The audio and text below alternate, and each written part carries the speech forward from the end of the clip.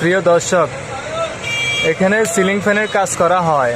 Ceiling ফ্যানের যে কোনো ধরনের সমস্যা, কয়েল বাঁধানো, ব্যারিং লাগানো, কয়েল রিফারিং, অভিজ্ঞতা মিস্ত্রির দ্বারা এখানে মেরামত করা হয়।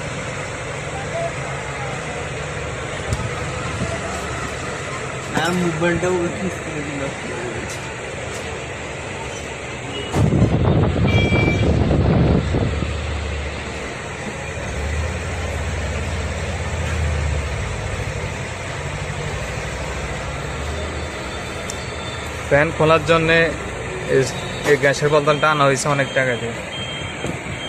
ফ্যান খোলার জন্যে এই গ্যাসের বোতলটা আনা হয়েছে অনেক টাকা দিয়ে।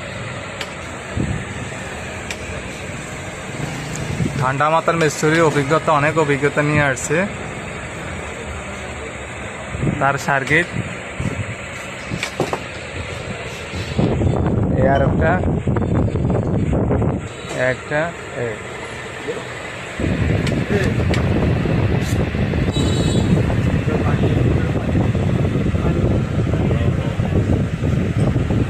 বাড়িতে না জগ আছে, জগ